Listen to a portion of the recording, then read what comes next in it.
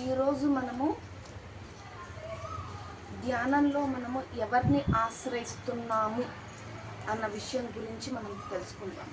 Okay Mrs, దానికన్నా ముందు ఒక చిన్న ప్రశ్న. మరి మీరంతా కూడా పూజలు చేస్తున్నారా? చేస్తున్నామండి, కానీ కోరికలు లేకుండా చేస్తున్నాం. అలవాటు అయిపోయింది కదా.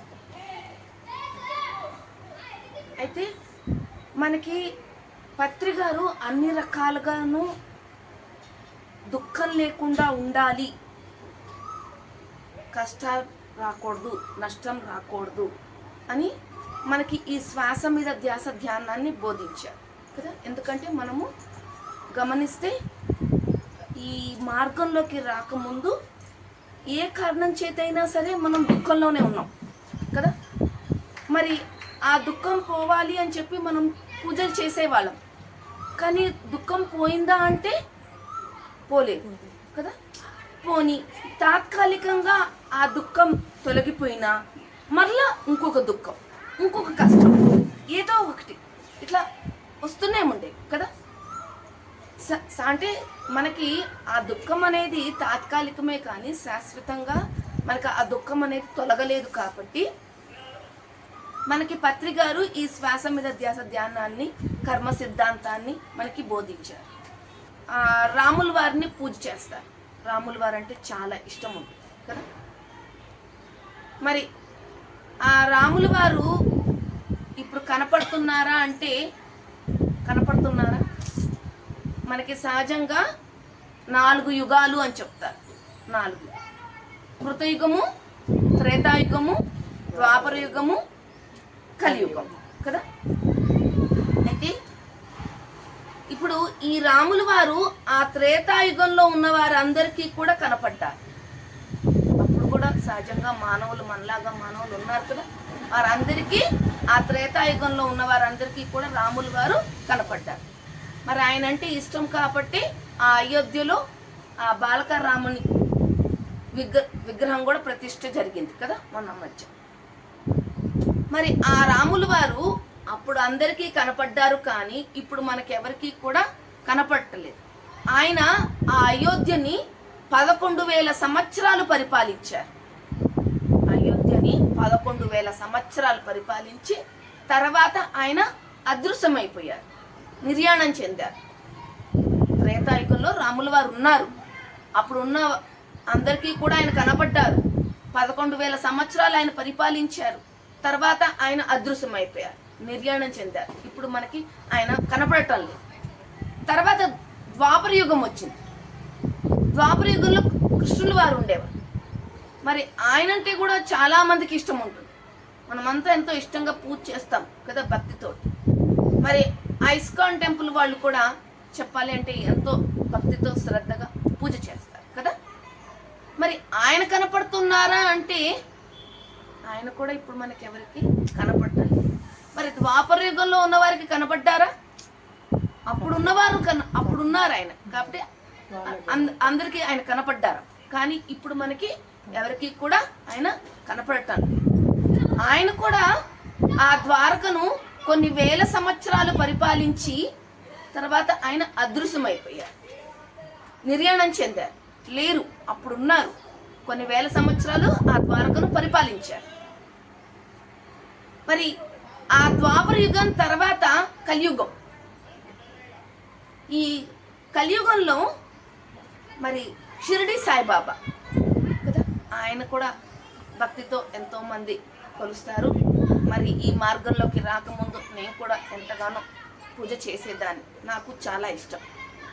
అయితే ఆయన 1918లో సమాధి చెందారు.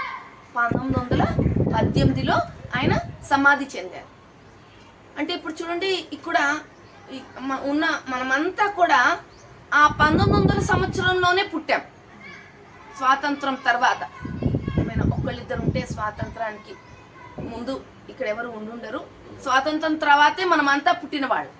అంటే ఇక్కడ ఏం చెప్తున్నానంటే మా తాత ముత్తాతలు ఖచ్చితంగా ఆ షిరిడి బాబాని చూసుంటారు. మనమంతా అంతా 1900 సంవత్సరంలో పుట్టాము, ఆయన 1918లో సమాధి చెందారు. అంటే మన తాత ముత్తాతలు ఖచ్చితంగా ఆ బాబాని చూసుంటారు. వాళ్ళు చూశారు కానీ మనం ఎవరము కూడా ఆయన్ని చూడలేదు. ఆయన ఉన్నారు అప్పుడు, కానీ ఇప్పుడైతే లేరు. మరి సత్యసాయి బాబా మీలో ఎవరైనా చూసారా? మీరు చూసారా? మీరు చూసారు, కానీ నేనైతే చూడలేదు, కానీ మీరు చూశారు కదా. మరి 2012లో ఆయన చనిపోయారు. 2012లో ఆయన చనిపోయారు. మరి ఇప్పుడు వాళ్ళకైతే ఎవరికీ కనపడటం లేదు. అంతకు ముందైతే మనలో కొంతమంది చూశారు, కానీ ఇప్పుడైతే ఆయన కనపడలేదు. 2012లో ఆయన చనిపోయారు, ఇప్పుడు ఎవరికీ కనపడలేదు. అంటే నేను ఏం చెప్తున్నానంటే, రాముల వారు త్రేతాయుగంలో ఉన్నప్పుడు అందరికీ కనపడ్డారు, కానీ తర్వాత అదృశ్యమైపోయారు. కృష్ణుల వారు కూడా ద్వాపర యుగంలో ఉన్నారు, కానీ తర్వాత ఆయన అదృశ్యమైపోయారు. షిరిడీ బాబా 1918లో సమాధి చెందారు. సత్యసాయి బాబా 2012లో ఆయన చనిపోయారు. ఓకే, అయితే ఇప్పుడు చూడండి, మిమ్మల్ని అడిగాను అనుకోండి, మీకు ఏ దేవుడు అంటే ఇష్టము అని. సుమారుగా ఒక్కొక్కళ్ళు మరి ఆంజనేయ స్వామి అంటే ఇష్టం అని కొంతమంది అంటారు, వెంకటేశ్వర స్వామి అని కొంతమంది అంటారు, మరి వినాయకుడు అని కొంతమంది అంటారు. ఇలా రకరకాలుగా గ్రామ దేవతలు ఉంటారు, ఇష్టమని అంటారు. ఇలా రకరకాలుగా ఒక్కొక్కరు ఒక్కొక్క దేవీ దేవతలు అంటే ఇష్టము అని చెప్తారు. ఇప్పుడు చూడండి, మనం కార్తీక మాసంలో గమనిస్తే చాలామంది అయ్యప్ప మాల వేసుకుంటారు. కార్తీక మాసం నుంచి పుష్యమాసం దాకా వేసుకుంటారు. అంటే ఏంటి, అక్కడ ఆ అయ్యప్ప అంటే చాలా ఇష్టం, భక్తితోటి శ్రద్ధగా ఆ నల్ల దుస్తులు ధరించి ఆ 40 రోజులు కూడా వాళ్ళు ఆ దీక్షగా ఉంటారు కదా. మళ్ళా కొంతమంది ఆ దసరా నవరాత్రులప్పుడు ఎర్ర దుస్తులు వేసుకుంటారు. కనకదుర్గమ్మ, విజయవాడ కనకదుర్గమ్మ అమ్మవారు ఎర్ర దుస్తులు అంటే ఆ అమ్మవారు అంటే ఎంతో ఇష్టం. మీరైనా చెప్తారు లక్ష్మీ అమ్మవారు అంటే ఇష్టము, లలిత అమ్మవారు అంటే ఇష్టము అని చెప్తారు కదా. అలా ఇష్టం అని చెప్తారు. ఈ రకంగా చూస్తే మనకి చెప్తారు పెద్దలు, 3,000,000 దేవతలు అని చెప్తారు కదా. మనకి 3,000,000 దేవతలు ఉన్నారు అని చెప్తారు కదా. సరే, అయితే నేను ఈ మార్గంలోకి వచ్చిన తర్వాత గురువులు చెప్పగా నేను తెలుసుకున్న విషయం ఏంటి అంటే, ఇప్పుడు చెప్పుకున్న ఈ దేవీ దేవతలు, రాముల వారు, కృష్ణుడు, మరి షిరిడి బాబా, సత్యసాయి బాబా, ఈ కనకదుర్గమ్మ వారు, ఇలా 3,000,000 దేవతలను ఎవరైతే చెప్తున్నామో వీళ్ళందరికంటే కూడా త్రిమూర్తులు గొప్పవారు అని గురువులు చెప్ప మీద నేను తెలుసుకున్నాను. నాకు అంతకుముందు తెలియదు. త్రిమూర్తులు అందరికంటే కూడా, అందరి దేవీ దేవతలందరికంటే కూడా గొప్పవారు త్రిమూర్తులు. మరి త్రిమూర్తులు అంటే ఎవరు? బ్రహ్మ విష్ణు మహేశ్వరులు కదా. వీరు గొప్పవారంట, అందరికంటే కూడా వీరు గొప్పవారంట. బ్రహ్మ విష్ణు మహేశ్వరులు గొప్పవారంట. అయితే ఈ ముగ్గురులో బ్రహ్మ విష్ణు మహేశ్వరులో ఒకరైన ఆ బ్రహ్మకు కూడా ఆయుష్ ఉంది అని మరి శ్రీకృష్ణ భగవానుడు భగవద్గీత 8వ అధ్యాయము 17వ శ్లోకంలో చెప్పారు.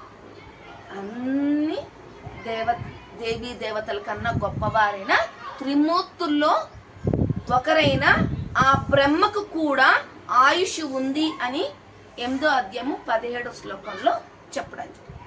అయితే ఇక్కడ ఏంటి అంటే, మనకి ఎన్నో గీతలు ఉన్నాయంట. మేడం చెప్తారు, మనకి ఎన్నో గీతలు ఉన్నాయి. ఎవరు చెప్పిన గీత వారి పేరుతో వచ్చింది. అంటే ఉదాహరణకు చూడండి, అష్టావక గీత అంటారు. మరి అష్టావకుడు తల్లి గర్భంలో ఉన్నప్పుడు తండ్రి వేదాలు ఉపనిషత్తులు వల్ల వేస్తున్నాడు, చదువుతున్నాడు. ఆ చదివే క్రమంలో ఆయన తప్పులు చదివారంట. అప్పుడు గర్భంలో ఉన్న శిశువు తప్పు చదివావు అని తండ్రిని హెచ్చరించాడంట. అలా హెచ్చరించేటప్పటికి ఆయనకి కోపం వచ్చి, నువ్వు అష్టవంకర్లతో పుట్టుగాక అని అతన్ని శప్పించాడు. ఆ అష్టావకుడు ఎంతటి గొప్పవాడంటే సీతమ్మ తండ్రి అయిన ఆ జనక మహారాజుకి ఆత్మజ్ఞానాన్ని బోధించగలిగినంతటి గొప్పవాడు. ఆయన చెప్పిన గీతని అష్టావక గీత అన్నారు. ఆయన సీతమ్మ వారి తండ్రి అయిన జనక మహారాజుకి ఆత్మజ్ఞానాన్ని బోధించాడు. అంతటి గొప్పవాడు. అతను చెప్పిన గీతని అష్టావక గీత అన్నారు. అలానే వశిష్ఠుల వారు శ్రీరామచంద్రుడు రాజ్య పర్యటనకని వెళ్ళి అక్కడ తన రాజ్యంలో ఎంతో మంది అనేక కారణాల చేత దుఃఖంలో ఉన్నారు. అంటే ఆరోగ్య సమస్యలతోటి, మరి చనిపోయిన వారు, ముసలితనంతో బాధపడేవారు, ఇలా రకరకాలుగా బాధపడేవారిని, దుఃఖంలో ఉన్నవారిని చూసి మరి తను చాలా దుఃఖంలో ఉన్నాడు. అంతఃపురానికి వచ్చి రాముల వారు ఇంకా నిద్రాహారాలు మానేశాడు. ఆహారం లేదు, నిద్ర లేదు. అలా ఆయన ఎంతో దుఃఖంలో ఉంటే మరి తండ్రి అయిన దశరథుడు గురువైన వశిష్ఠుల వారిని పిలిపించాడు. నా రాముడు దుఃఖంలో ఉన్నాడు, ఎలాగైనా సరే ఆ దుఃఖం నుండి బయటపడేయండి అని గురువైన వశిష్ఠుల వారిని ప్రాధేయపడితే మరి వశిష్ఠుల వారు రాముల వారికి ఆ ఆత్మజ్ఞానాన్ని బోధించారు. దాన్ని యోగా వాసిష్టము అంటారు, వశిష్ఠ గీత అని కూడా అంటారు. అంటే వశిష్ఠుల వారు చెప్పింది వశిష్ఠ గీత అయింది, యోగా వాసిష్టం కూడా అంటారు. మరి ఇందాక అష్టావకుడు చెప్పింది అష్టావక గీత అయింది. ఓకే, అయితే ఇదంతా ఎందుకు చెప్పుకున్నాము అంటే మనకి భగవద్గీత అంటే సహజంగా అర్జునుడు ఆ మహాభారత యుద్ధ సమయంలో యుద్ధం చెయ్యగలిగి ఉండి కూడా చెయ్యలేని వాడిగా, చేతకాని వాడిగా అస్త్రాలన్నీ వదిలేసి చతికిలు పడిపోయి ఏడుస్తూ కూర్చున్నాడు కదా. అప్పుడు కృష్ణుడు అర్జునుడికి బోధించిందే భగవద్గీత అని మనకు తెలిసిన విషయం కదా. అయితే మరి కృష్ణుడు అర్జునుడికి బోధిస్తే అది కృష్ణగీత అవ్వాలి కదా. ఇందాక వశిష్ఠుల వారు రాముల వారికి బోధిస్తే అది వశిష్ఠ గీత అయినప్పుడు, అష్టావకుల వారు బోధించింది అష్టావక గీత అయినప్పుడు, ఇప్పుడు కృష్ణుల వారు అర్జునుడికి బోధించింది అప్పుడు అది కృష్ణ గీత అవ్వాలి కదా. మరి మనం ఏమని పిలుస్తున్నాము? భగవద్గీత అని పిలుస్తున్నాం. అంటే సాక్షాత్తు ఆ భగవంతుడు బోధించిన గీత అని దాని అర్థం. అంతటి భగవద్గీత మన హిందువులందరికీ ప్రామాణికం కదా. అందులో 8వ అధ్యాయం 17వ శ్లోకంలో మరి ఆ శ్రీకృష్ణ భగవానుడు త్రిమూర్తుల్లో ఒకరైన బ్రహ్మకు కూడా ఆయుష్ ఉంటుంది అని సహస్రయుగ పర్యంతం అహర్యబ్రాహ్మణో విదుహు రాత్రిం యుగ సహస్రాంతం తేహో రాత్ర విదో జనాహ అని చెప్తున్నారు. అంటే ఈ శ్లోకం ఒక తాత్పర్యం ఏంటి అంటే, ఏ జనులైతే బ్రహ్మ యొక్క పగలు 1000 మహాయుగముల పరిమితి గల తగుగను, అలాగే బ్రహ్మ యొక్క రాత్రి 1000 మహాయుగముల పరిమితి గల తగుగను ఎరుంగుదురో, అట్టివారు రాత్రింబవులకు తత్వమును తెలుసుకున్నవారు అని చెప్తున్నారు. అంటే దాని అర్థం ఏంటి అంటే, ఆ బ్రహ్మకంట పగలు 1000 మహాయుగాలంట, మరలా రాత్రి 1000 మహాయుగాలంట. అంటే అర్థం మనకి తక్కువని అర్థం అవ్వాలి అంటే చూడండి, మనకి రోజుకి 24 గంటలు అంటే 12 గంటలు పగలు, 12 గంటలు రాత్రి కదా.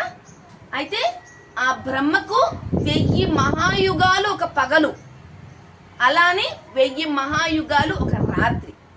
అయితే ఈ 1000 మహాయుగాలు అంటే ఏంటి అని విద్యాప్రకాశానందగిరి గారి పేరు విన్నారు కదా.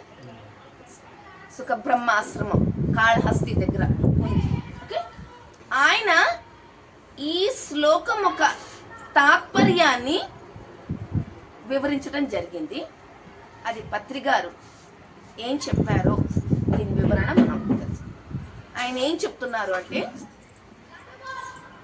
ఇప్పుడు ఈ కలియుగంలో ఉన్నాం కదా మనమంతా. ఈ కలియుగము 4,32,000 సంవత్సరాలు ఉంటుందంట. ఇప్పటికే 5,000 సంవత్సరాలు అయిపోయింది. మొత్తం 4,32,000 సంవత్సరాలు ఈ కలియుగం ఉంటుంది. మరి దీనికన్నా ముందు ద్వాపర యుగం కదా, ఆ ద్వాపర యుగము కలియుగానికి 2 రెట్లు ఎక్కువ ఉంటుందంట. అందుకని 8,64,000 సంవత్సరాలు ద్వాపర యుగం. మరి దానికన్నా ముందు త్రేతాయుగం. ఆ త్రేతాయుగము ఈ కలియుగానికి 3 రెట్లు ఎక్కువ ఉంటుంది. కాబట్టి 12,96,000 సంవత్సరం. ఓకే.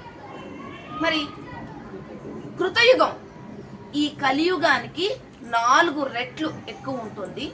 అంటే 17,28,000 సంవత్సరం. ఓకే.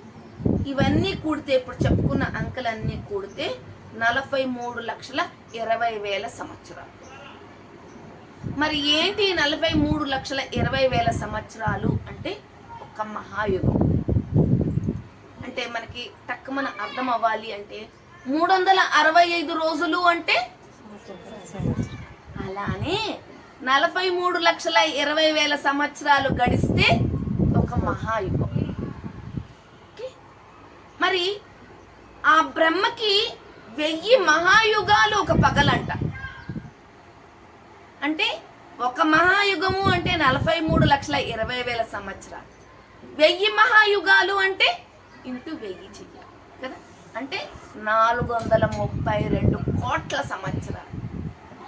అంటే 432 కోట్ల సంవత్సరాలు గనక గడిస్తే ఆ బ్రహ్మదేవుడికి ఒక పగలైపోతుంది. మనకి 12 గంటలు గడిస్తే ఒక పగలు ఎలా అయితే అయిపోతుందో, ఆయనకి 432 కోట్ల సంవత్సరాలు గడిస్తే ఆయనకి ఒక పగలైపోతుంది. మరి అలానే రాత్రి కూడా 1000 మహాయుగాలంట. అంటే ఇంకొక 432 కోట్ల సంవత్సరాలు గడిస్తే ఆయనకు ఒక రాత్రి అయిపోతుంది. ఓకే.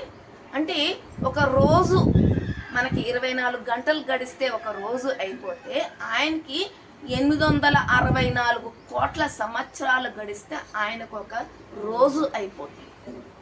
మరి ఇదంతా నమ్మాలా అంటే, మరి అందుకనే ఆ భగవద్గీత ఒక ప్రాముఖ్యాన్ని మనం ఇంతకు ముందు తెలుసుకున్నాం కదా. సాక్షాత్తు ఆ భగవంతుడు చెప్పిన గీత అని మనం తెలుసుకున్నాం. మరి నమ్మాలి కదా, మన అందరికీ ప్రామాణికం. మరి సంవత్సరానికి 365 రోజులు కదా. అంటే ఈ 864 కోట్ల సంవత్సరాలు అంటే ఒక రోజు అయిపోతుంది బ్రహ్మదేవుడికి. ఒక సంవత్సరం గడవాలి అంటే ఇంటూ 365 రోజులు చెయ్యాలి. మరి మా సహజంగా మానవుడికి ఆయుష్ ఎంత అని చెప్తారు మనందరికీ? 100 సంవత్సరాలు. మరి ఆ బ్రహ్మదేవుడికి కూడా 100 సంవత్సరాలే.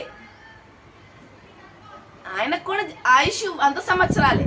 కాబట్టి 864 కోట్ల సంవత్సరాలు ఇంటూ 365 ఇంటూ 100 చేస్తే ఎన్ని కోట్ల సంవత్సరాలు గడుస్తుందో, ఆ గడిచిన తర్వాత ఆ బ్రహ్మదేవుడు కూడా అదృశ్యమైపోతాడు, నిర్యాణం చెందుతాడు అని చెప్పారు. ఓకే. అంటే మనం ఏం చెప్పుకుంటున్నామంటే, ఆ త్రేతాయుగంలో రాములు వారు ఉన్నారు. 11,000 సంవత్సరాలు ఆయన పరిపాలించారు. తర్వాత ఆయన అదృశ్యమైపోయారు. ద్వాపర యుగంలో శ్రీకృష్ణ భగవానుడు ఉన్నారు. మరి ఆయన కూడా కొన్ని వేల సంవత్సరాలు ఆ ద్వారకను పరిపాలించారు, అదృశ్యమైపోయారు. షిరిడి బాబా, సత్యసాయి బాబా, ఈ విధంగా ఎన్నో మంది దేవీ దేవతలు, ముక్కోటి దేవతలు అని చెప్పుకునే అందరూ ఉన్నారు. వీరందరికంటే కూడా గొప్పవారైన ఆ త్రిమూర్తుల్లో ఆ బ్రహ్మ కూడా ఇన్ని కోట్ల సంవత్సరాలు గడిచిన తర్వాత ఆయన కూడా అదృశ్యమైపోతారు అని చెప్తారు. ఓకే